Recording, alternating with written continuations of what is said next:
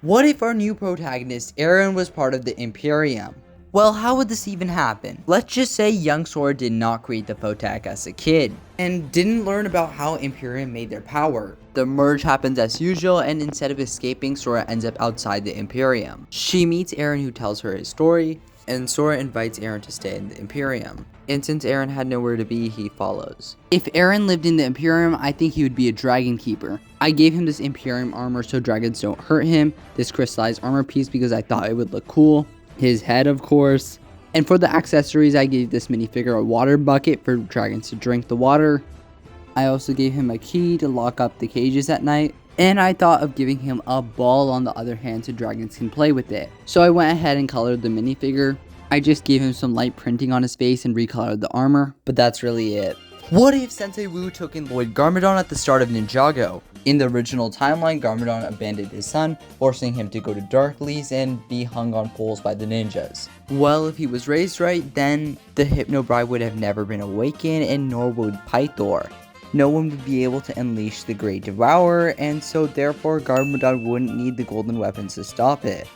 He would never create the mega weapon and never travel to the Dark Island. Garmadon and the Overlord won't meet and the final battle won't happen.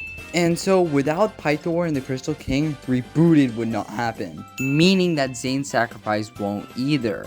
And remember, the only reason Master Chen got the ninja to come to the Tournament of Elements was because Zane was there. And without a living Anachondri, Master Chen couldn't carry out his plans anyway.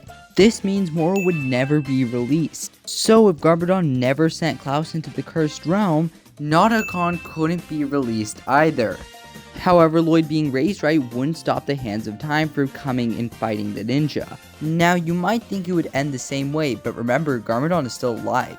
Unlike the ninja, Garmadon would actually be able to kill snakes and would have helped Roof fight Alpha Chronix at the start of the season. So I think the ninjas could secure a win. For our custom minifigure, I took a crystallized torso and a Lloyd hairpiece along with this wrapped in armor to make this minifigure. After that, I colored a little and got this. The reason Garmadon is not yellow is because the final battle never happened, and we do know despite being evil, he can still unite and ally against a common enemy. Now, Harumi would have no motive for becoming evil because the Great Devourer was never awakened. And since Season 9 didn't happen, the Oni would never come. Seasons 11 and 12 would still happen regardless. The Master of the Mountain might not happen because the only reasons the ninja ended up in Chitara was because of their prominence. And since like 66% of the seasons didn't happen, they probably aren't super famed. Island and Seabound will still happen because there's no reason for them not to. But Crystallized will not happen because Harumi doesn't exist. So if someone raised Lloyd properly, then 66% of Ninjago wouldn't happen.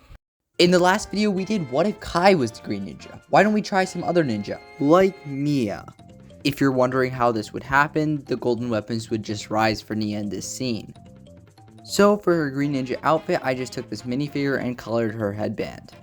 So I guess that makes Lloyd the water ninja now. For our Zane variant, I decided to use the Detective Zane minifigure along with the hairpiece that Zane uses to make this minifigure over here. And this is how our minifigure would look. There wasn't really anything to color. So now because of this, I'm guessing that makes Lloyd the ice ninja. But wouldn't that make Lloyd also Detective Lloyd? The Chronicles of Detective Lloyd. Yo Kai, look what I found. What? I'm busy, can't you see? I found the one and only Minecraft Z-Blob. Dude, can I please get your autograph?